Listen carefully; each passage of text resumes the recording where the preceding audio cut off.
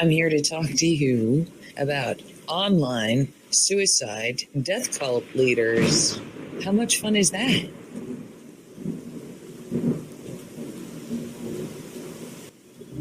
Okay, first of all, I want to explain about Thomas Schoenberger. Thomas Schoenberger is an individual who is on the board of directors for a ARG puzzle called Cicada 3301. And a lot of people believe that he hijacked that puzzle. He may not have been the original people when the puzzle started out in 2012.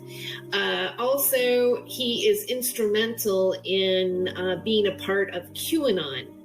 And so that's another part of his history. He's been mentioned in the Daily Beast, Vice, news. There's been several articles about him. So he is a well-known public person, and it is believed, and we have a lot of receipts, that a lot of the trolling that takes place and the ganging up on people is orchestrated by Thomas Schoenberger.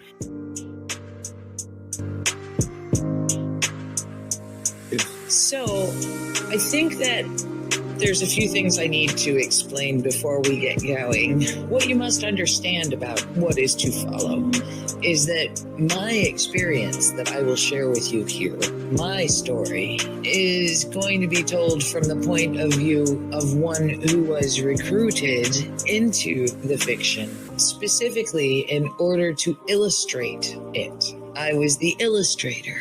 Sometimes we've done things in the past that we wish that we didn't do. I understood what the language was, and I was sort of speaking it, but only kind of like a parrot. Even if I had known how before the lessons that I received after I was scraped into this, I probably would not have gone that way with it. It's important to become aware of how a pocket of people may actually be getting paid, and triangulating somebody in a video, causing and doing it to somebody who may even have some mental instabilities, and to kind of push them over the edge, or the result is that you push them over the edge. I've been hearing things about people getting paid by Steemit to make attacking videos or funny videos about a person. And so there's proof of a transference of money in order to basically bully somebody on the internet.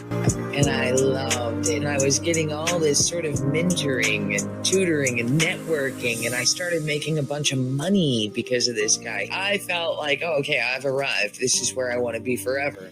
And he played a lot of things about surrounding Nathan Stoltman and some of the past trolling and cyberbullying and cyberstalking that took place.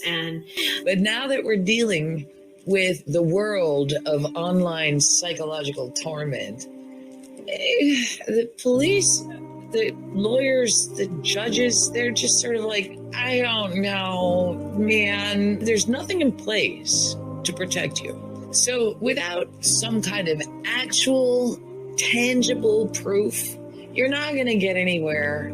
You're just not. If you've got it, though, just go do it. Don't talk to people about it. Fine, because nobody gives a shit except for the bad guys that are making you feel this way. And they care about it in a way that is detrimental to protecting yourself. The crazier you make yourself sound, the happier these guys are, and the more likely they will be to continue breaking the law and fucking with your mind. You've got to understand that. And it gets farther than that. It gets into cyber stalking. It gets into accusing people of things that they're not guilty of that are quite serious, and a defamation of character. And it also goes to threats, threats of, lawsuits, doxing, as well as people threatening to meet you in person, or strike out at you or maybe do something to you, which is causing somebody to have a belief that they are being harmed by somebody. Whether that is going to ever happen or not, the victim, the person who's being attacked, does believe that. And that is that's an offense. That's a crime. That is something that falls under cyber stalking. So it's gone into all these different directions. There is something, as you know, some people might be bullied to the point of suicide, or it might cause them to have suicide ideation. There has been a lot of emotional trauma for some people, and it can be quite serious. They get you to do stuff for them for a while, and then you discover, like, hey, I'm not really enjoying this very much because I don't like the negative impact that we are having together on others. And you start telling them no, they're like, and they get all their little zealot minions. They all turn their attention on you. And what used to be a bunch of love bombing turns into a bunch of fucking gaslighting, and they will rip you up. They will step off the computer screen and into your real life, and they will break the law. They will just flout this shit. They'll be like, oh, I'm going to pretend to be a doctor and call your psychiatrist to try and get you medicated. Or I will find some low-life drug addict who lives 20 minutes away from you to come to your house and knock on your door and intimidate you. Have any of you had anything like this happen? I have, and I know others who have. Those are just a couple of examples of things that they do when you start telling them no, I don't want to. And rather than just say, okay, well, thank you for the volunteer work that you did for me, and I appreciate you, and bye. No, they're like, oh, well, now you must kill yourself. Now everything that you love, your children, your job, your home, everything that you care about, I will kill it. But they'll get you to do it for them.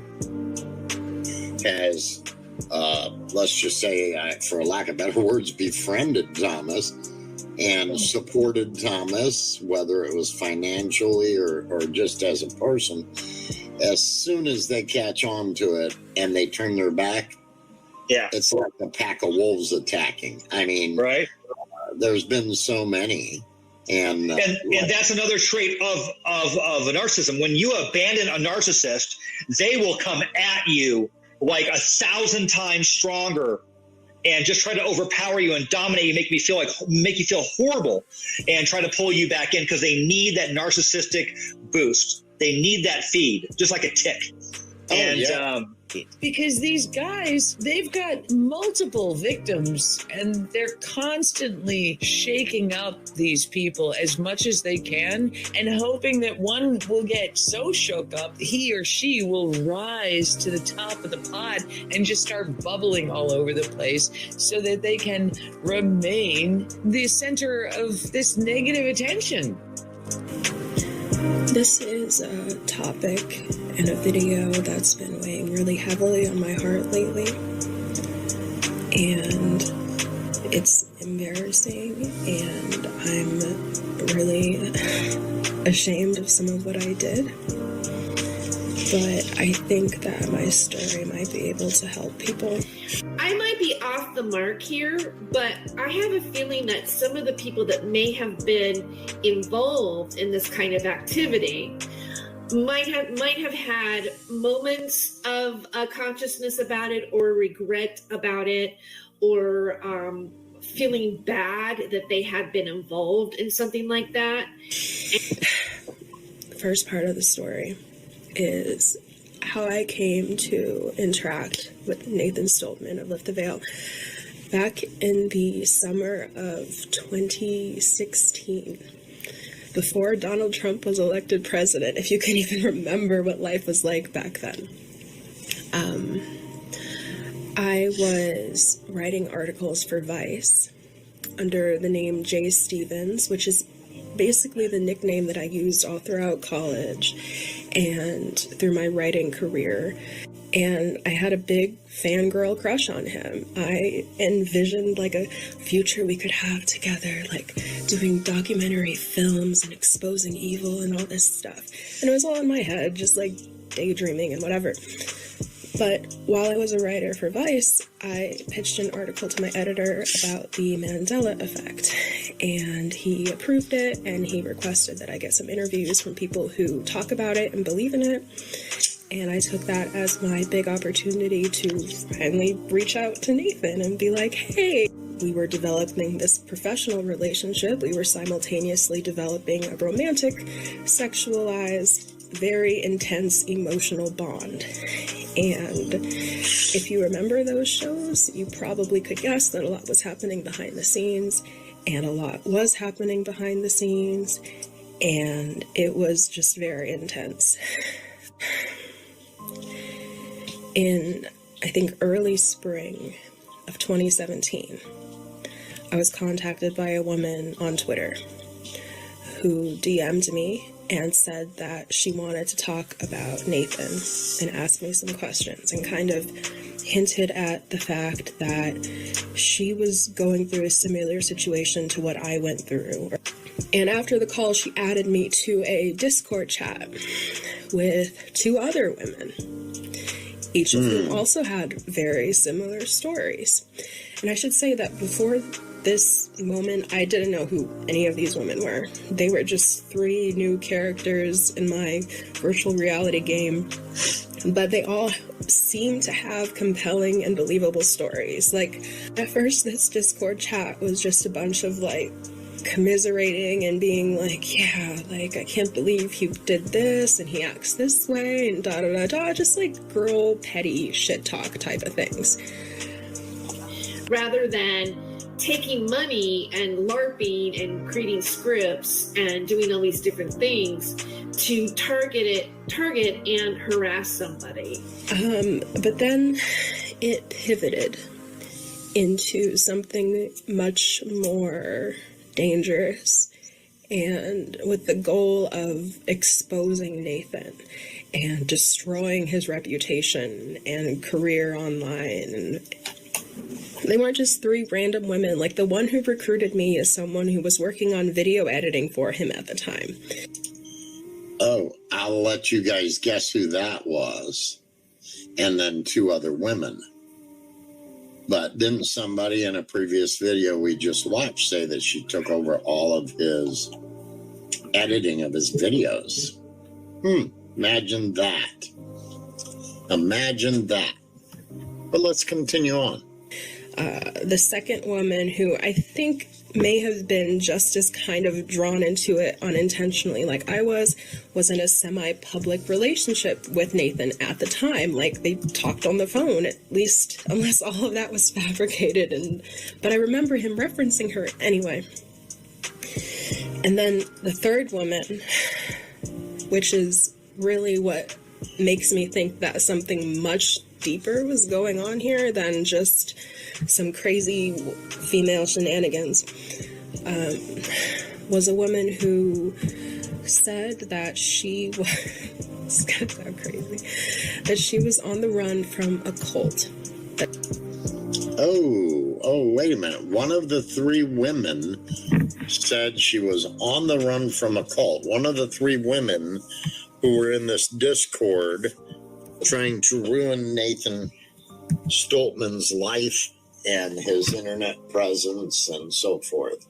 And there is an aspect to all of this where, like, the saint and the sorcerer, the reason why I'm deciding to call them those things is because there's an esoteric element to all of this. When you talk to them behind the scenes and they take you into their confidence, they will explain to you the reasons why they're doing what they're doing and the methods that they're using.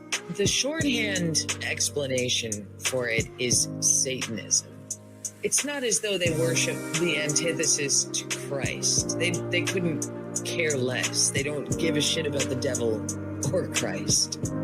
That's not what they're about. They're about something else. But Satanism is like a really nice little tidy way of wrapping that up for the uninitiated. It's not what they believe.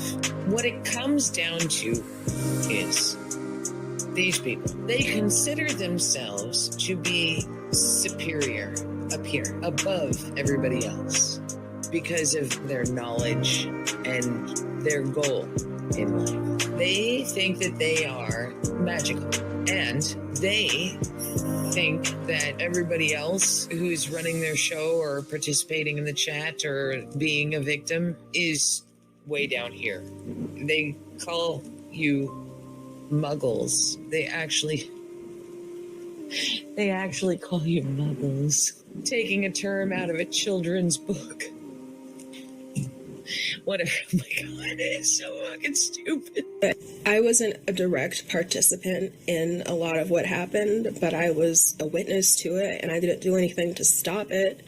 They made Twitter accounts where they would just like post memes about Nathan, like making fun of him or what he said, and just kind of to drive him crazy and, you know, hurt his ego and pride and confidence. And they would reach out to other YouTube content creators and try to get them not to work with him. They contacted the local health services for where Nathan lives, and I think they also contacted his father, and they tried to get him admitted into a psych ward. I forget the word for it. Uh-huh. So, wow.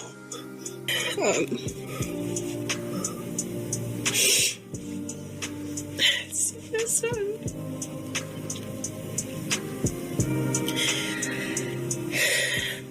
And although I wasn't doing this myself, like I wasn't making the calls, I wasn't whatever, I was energetically contributing to manifesting that reality, and I feel terrible about it.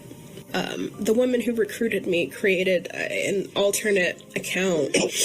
I don't even think it had like a picture tied to it, and started a discourse with Nathan on Discourse and offered like his services, because it was like a dude account. He was like named Tim.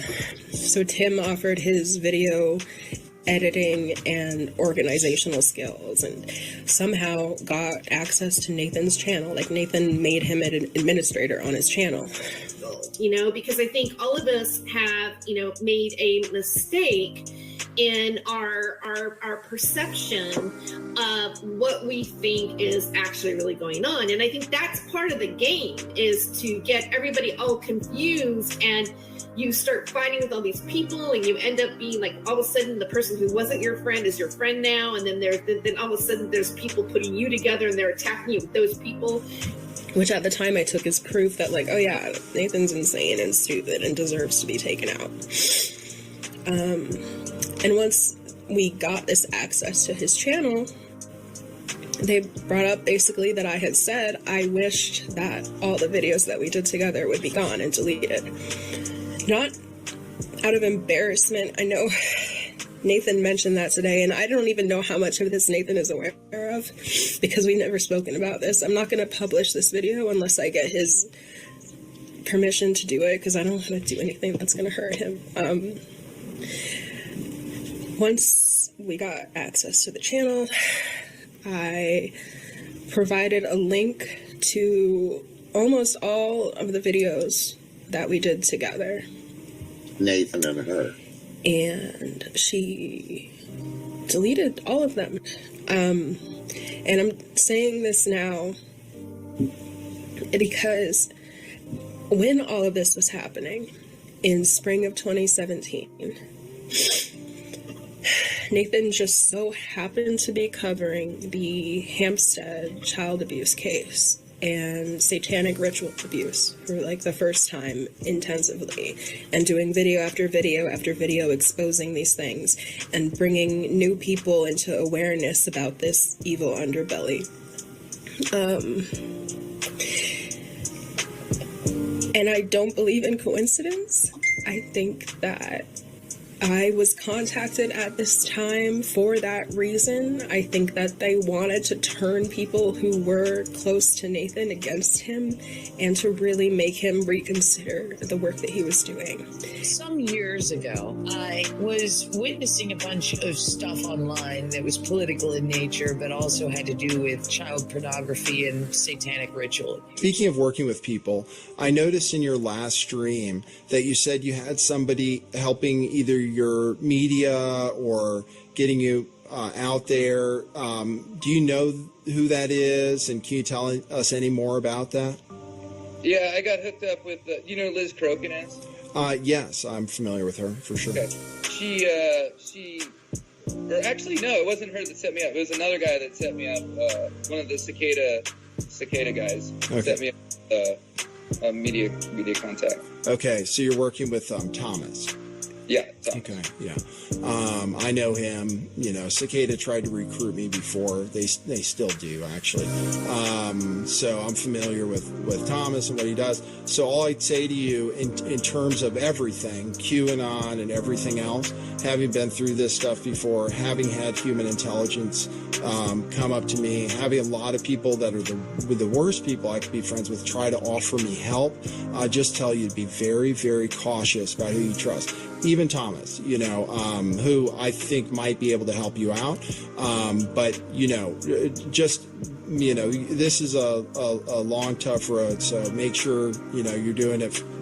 Just make sure you're doing all the things you want to do the whole time.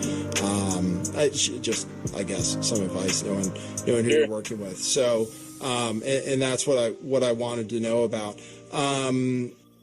And there was a woman named Kate Schneider who was one of the people to be in contact with Isaac Campy before he died. And I think that they maybe, or at least they are doing this to people who are involved in similar disclosure activities now. And I didn't have that hateful anger inside of me. I was just like a petty, jealous, unthoughtful bitch about everything, but I didn't want to kill him or anything. And that girl, the one who said she was from a cult, became very like militant about the mission of ending his career and his prospects, and I distanced myself from it. So that's what happened. Wow, the last part of that is crazy. But I didn't want to kill him or anything. And that girl, the one who said she was from a cult, became very like militant about the mission of ending his career and his prospects, and I distanced myself from it. God. So that's what happened. Jelena. The fuck, lady? And they feel that the more of you muggles that they can rip to shreds and get off this fucking planet, the better for them. And if they can get you to self-destruct and keep their hands clean, I mean, besides the little laws that they break, the boundaries that they violate, the shit that they manipulate to get it done, if they can get you to fuck yourself up and fuck your life up and maybe even get you to end your life, it's a great day for them. They love it. They love it.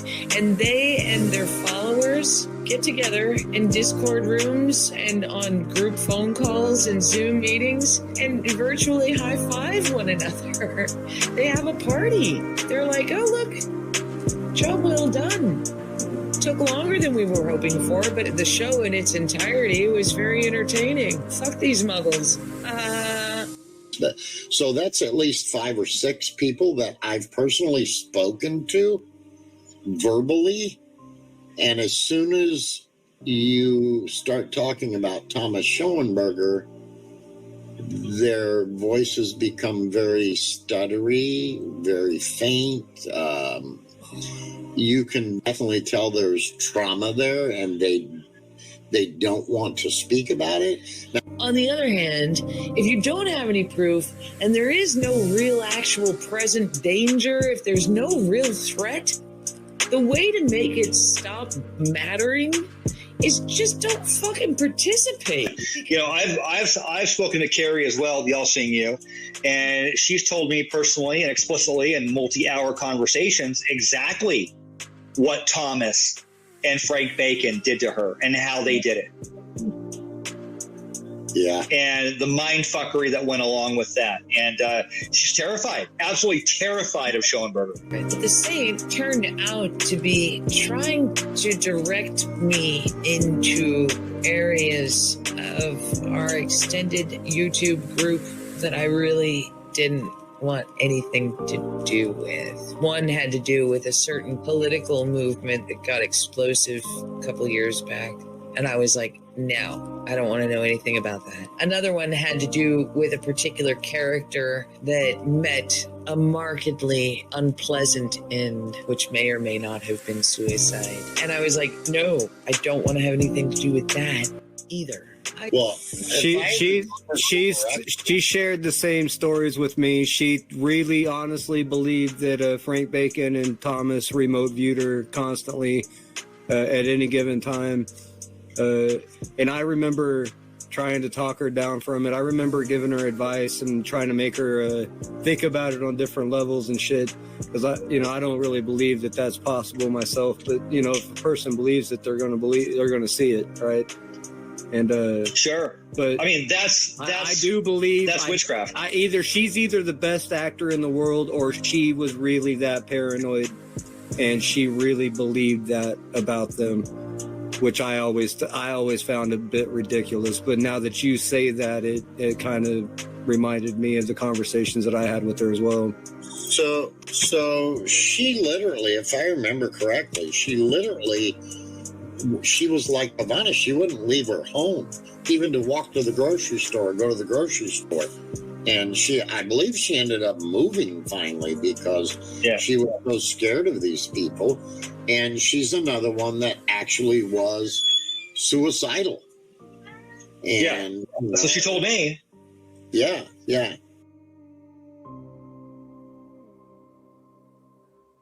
I could add a lot to this, but it's hard to talk about. It's easier just to make cartoons and cartoonize them to make it a lighter load to carry, because they're still at it, mocking, bullying, doxing, shaming, you name it, led by the convicted stalker, narcissist, Thomas Schoenberger.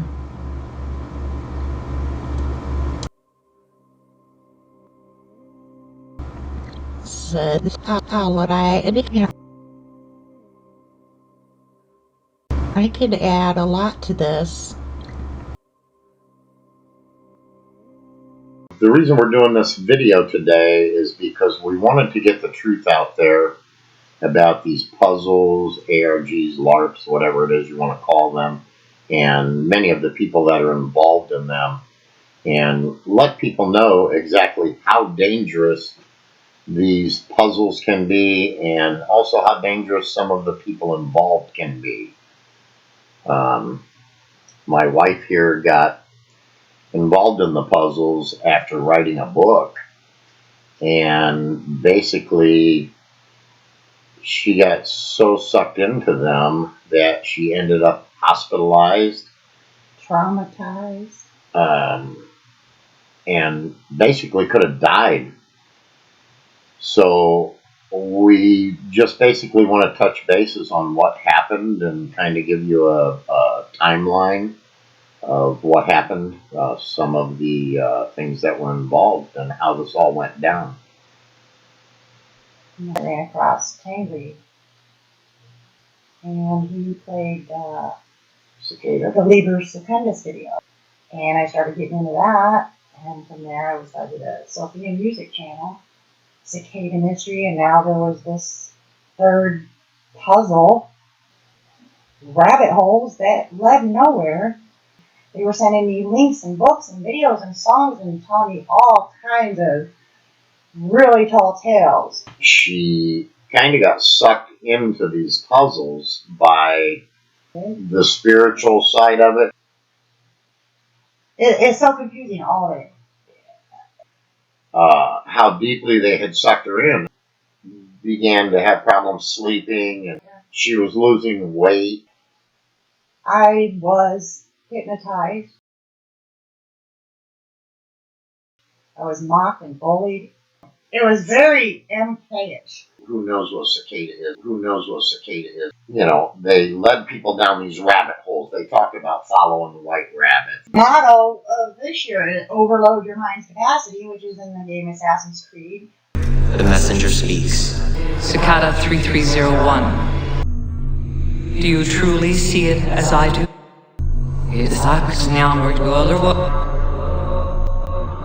Overload your mind's capacity. Overload your mind's capacity is pretty much what happened to me. Bottom line is, this caused a very, very bad crash for her. So bad that she had to go to the hospital.